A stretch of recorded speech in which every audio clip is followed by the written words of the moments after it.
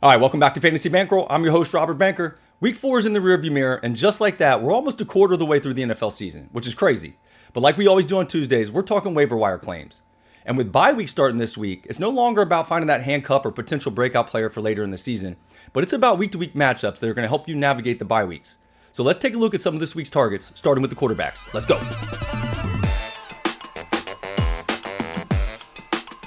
The first quarterback on my waiver wire target list this week, New York Giants quarterback Jackson Dart. Now, Dart's numbers weren't outstanding, but he was facing an undefeated Chargers team with a top 5 overall defense in terms of yards allowed. And in his first career start, he was efficient, passing for 111 yards and 1 touchdown, and adding 10 rushes for 54 yards and a score on the ground. All right, the next quarterback on my waiver wire target list this week, Atlanta Falcons quarterback Michael Penix Jr. Now, after posting a 1 touchdown to 2 interception ratio through the first 3 weeks of the season, Sunday was more like what we expected coming into the year for Penix. He completed 20 of 26 passes for 313 yards and 2 touchdowns with 1 interception. The next quarterback on my waiver wire target list this week, Seattle Seahawks quarterback Sam Darnold. Now, I talked last week about how Darnold got off to a slow start in week 1, but in the last 3 weeks, he's posted 5 touchdowns and only 2 interceptions. And he seems to be getting more comfortable in offensive coordinator Clint Kubiak's scheme. So now might be the time to snag Darnold while you still can.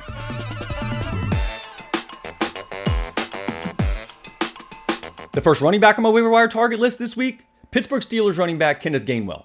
Now, Jaylen Warren's been leading the Steelers in every offensive category, but going into the game on Sunday in Dublin, he was a late scratch, so Gainwell had to step in. And step up is what he did, with 99 rushing yards and 2 touchdowns, and pulling in all 6 of his receptions. And if Warren's knee injury continues to linger, Gainwell showed that he could step in and produce. The next running back on my waiver wire target list for week 5, Houston Texans running back Woody Marks. Now, Marks' snap percentage has increased every week, and in week 4, he handled 56% of the snaps, and he rewarded the coaching staff with 69 yards and 1 touchdown on the ground, and he caught 4 passes for 50 yards and another score through the air. Now, hopefully, you listened last week when I said to pick him up off the waiver wire, because now it might be too late.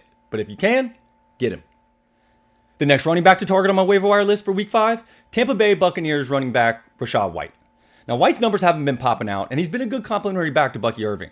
But with the news coming out after Sunday that Irving was having an MRI on his knee, now might be a good time to snag White in case Irving misses any time.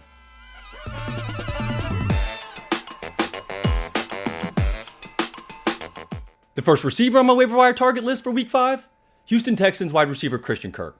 Now, Kirk stepped right into the number 2 receiver role behind Nico Collins, and he already ranks second on the team in targets despite playing in half the games as everybody else. And his numbers should only go up as he gets more comfortable in the offense as the season goes on. The next player on my waiver wire target list for week 5, New York Giants wide receiver Wan'Dale Robinson. Now, Robinson's had an up and down start to the season, but with Malik Neighbors out for the year with the knee injury, someone's going to have to get the 10 targets he was seeing per game. And that's going to be on Robinson and fellow wide receiver Darius Slayton to help out new quarterback Jackson Dart. The next player on my waiver wire target list for week 5, Tennessee Titans wide receiver Alec Eomanor. Now, I feel like the Bernie Sanders meme because I've sat here 3 weeks and going, I am once again here to talk to you about Alec Eomanor. Now, the Titans offense is abysmal, but Eomanor leads the team in almost every receiving category, so there's worse bye week targets for you to go after.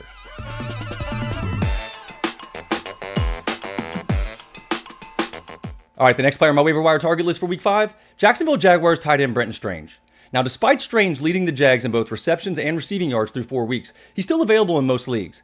And I'm not sure if I've mentioned it yet, but bye weeks are starting this week, so now's a good time to grab Strange if you can. The next player on my waiver wire target list, Houston Texans tight end Dalton Schultz.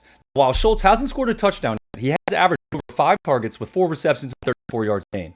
And if you're in a PPR league and you need someone for 1 week, he could be a solid fill-in.